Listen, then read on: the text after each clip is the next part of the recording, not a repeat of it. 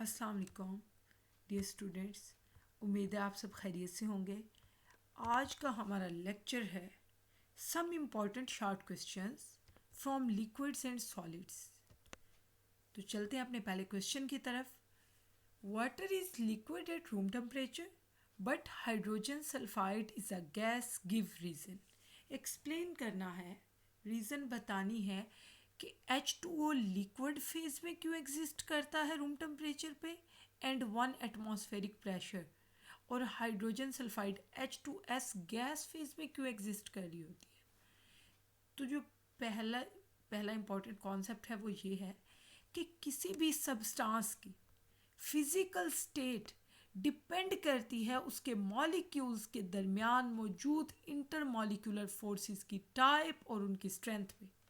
तो हम कहेंगे कि जो फिजिकल स्टेट में डिफरेंस है वाटर और H2S के केस में, वो डिपेंड कर रहा है टाइप ऑफ इंटरमॉलिक्यूलर फोर्सेस पे और उसके मैग्नीट्यूड पे जो कि इन मॉलिक्यूल्स के दरमियान मौजूद है।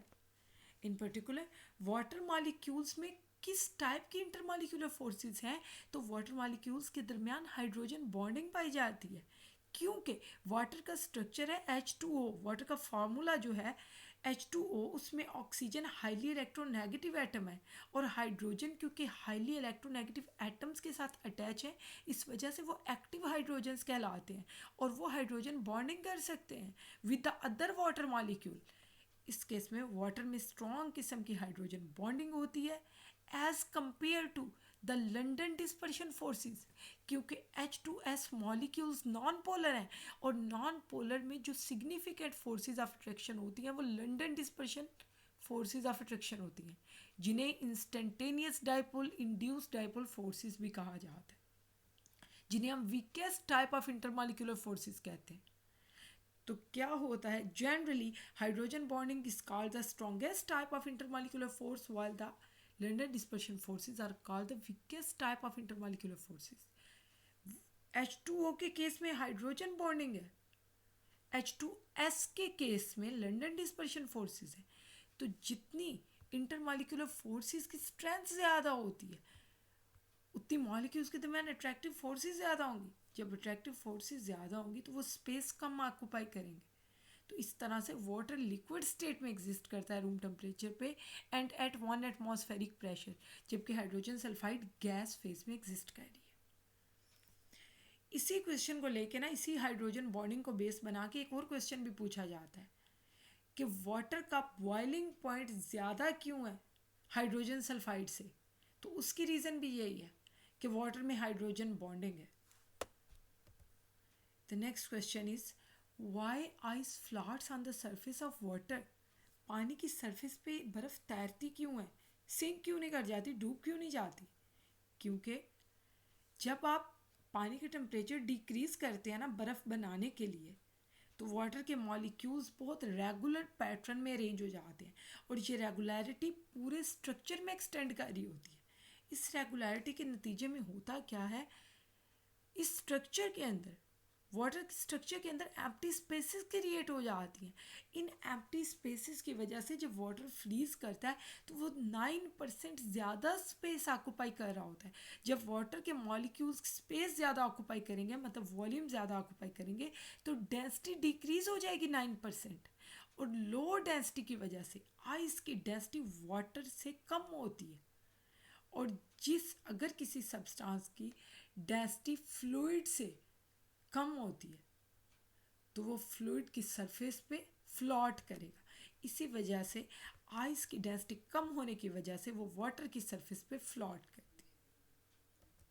The next question is at boiling point further heating of liquid doesn't increase the temperature justify.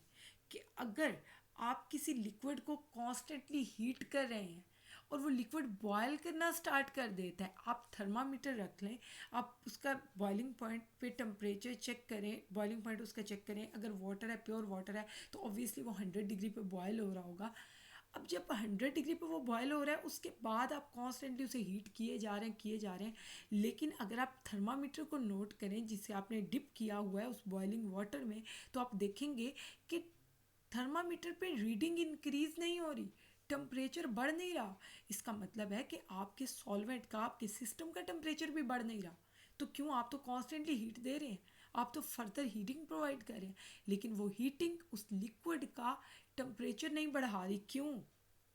तो बात यह है कि जब आप किसी लिक्विड को हीट करते हैं तो उस लिक्विड के साथ होता क्या है, उसके मॉलिक्यूल्स की काइनेटिक एनर्जी बढ़ जाती है। और जब काइनेटिक एनर्जी बढ़ती है तो हम टेम्परेचर की एक डेफिनेशन करते हैं, the average kinetic energy of the molecules is called temperature. Liquid के केस में उसके मॉलिक्यूल्स की काइनेटिक एनर्जी जो है, एवरेज काइनेटिक एनर्जी, वो टेम्परेचर कहलाती है। जब काइनेटिक एनर्जी टेम्परेचर देने से काइनेटिक एनर्जी बढ़ेगी, हीट देने से काइनेटिक एनर्जी बढ़ेगी, तो अल्टीमेटली टेम्परेचर बढ़ेगा।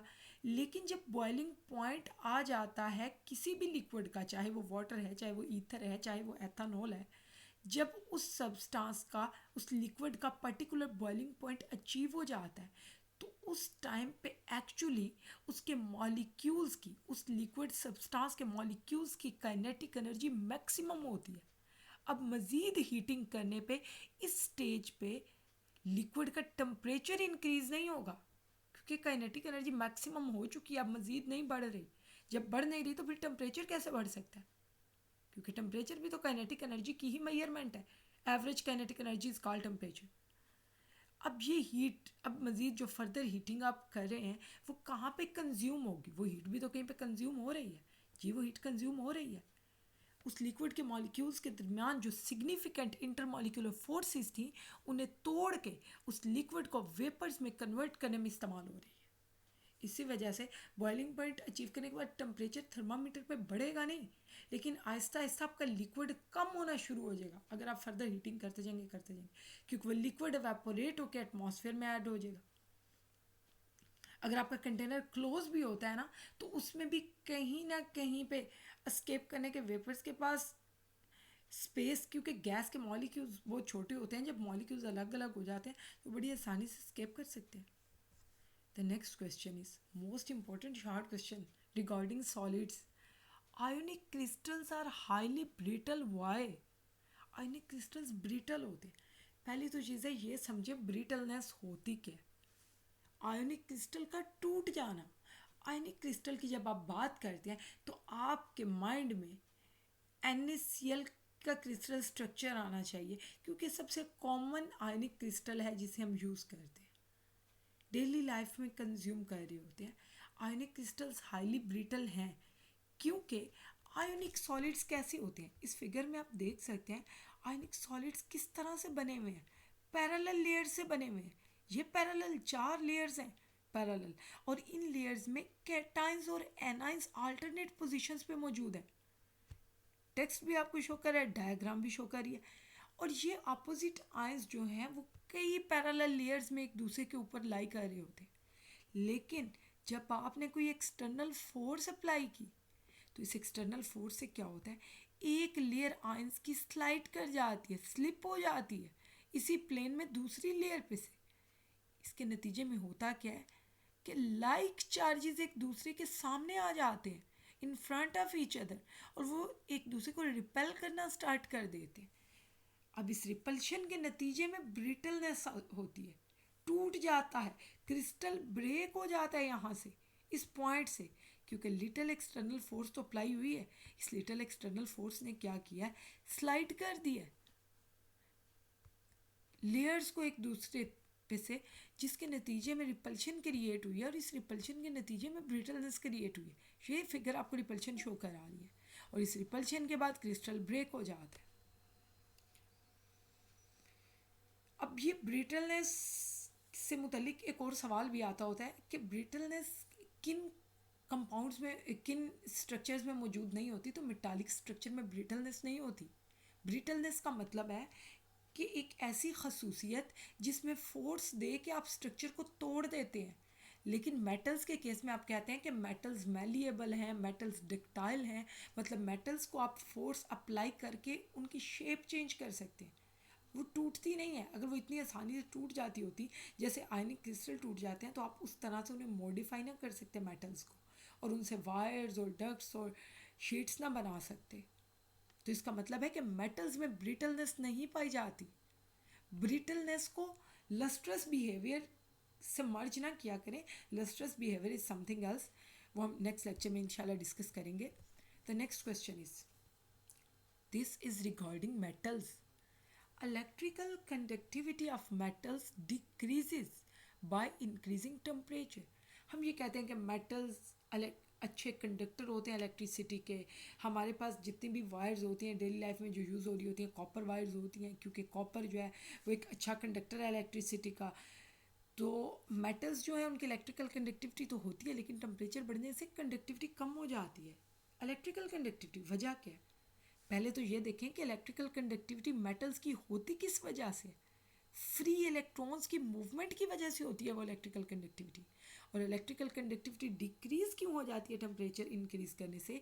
क्योंकि जब आप टेम्परेचर इंक्रीज करते हैं मेटल्स का, तो पॉजिटिव आयंस भी ऑसिलेट करना शुरू कर देते हैं, वाइब्रेट करना शुरू कर देते हैं. जब पॉजिटिव आयंस किसी मेटालिक क्रिस्टल के अंदर, किसी मेटालिक लैटिस में ऑसिलेट करेंगे, तो वो इलेक्ट्रॉन्स की, मोबाइल इलेक्ट्रॉन्स की जो फ्री मूवमेंट है उनकी मोशन में हिंड्रेंस क्रिएट करेंगे. उनकी जो फ्री मूवमेंट थी उसके रास्ते में रुकावट क्रिएट करेंगे वो पॉजिटिव आयंस. और इस हिंड्रेंस की वजह से इलेक्ट्रिकल कंडक्टिविटी मेटल्स की कम हो जाती है टेम्परेचर बढ़ाने पे. This was all about today's lecture, जिसमें हमने 5 most important short questions discuss किए, जिसमें 3 जो है वो लिक्विड पोर्शन से थे और 2 जो है वो सॉलिड पोर्शन से थे. जब तक आपके फाइनल एग्ज़ाम्स होंगे उससे पहले हम बहुत से ऐसे क्वेश्चंस डिस्कस करेंगे जो बोर्ड के पेपर में रेपिटेटिवली पूछे जाते हैं. और बेटा क्वेश्चंस के आंसर्स आपके टेक्स्ट में मौजूद होते हैं, लेकिन आप फोकस नहीं कर रहे होते कि किस तरह से आपने उस क्वेश्चन को आंसर करना है. To the point short question को टू द पॉइंट लिखें. 4 से 5 लाइनें, इससे ज़्यादा आप लंबा शॉर्ट क्वेश्चन नहीं लिख सकते, इतना टाइम ही नहीं होता पेपर में. तो इसी के साथ हमारा आज का लेक्चर ख़त्म होता है. Wish you good luck. करें सैफ़ो कलम का हम अगर इल्मो हुनर पैदा, तो फिर बंजर ज़मीनों में करें लालो गोहर पैदा. ये टीचर्स की भी एक रिस्पॉन्सिबिलिटी है कि वो स्टूडेंट्स को इस टाइम पे गाइड करें, और स्टूडेंट्स को भी चाहिए कि अच्छा पढ़ें ताकि अच्छे रिजल्ट्स आएँ. अल्लाह हाफ़िज़.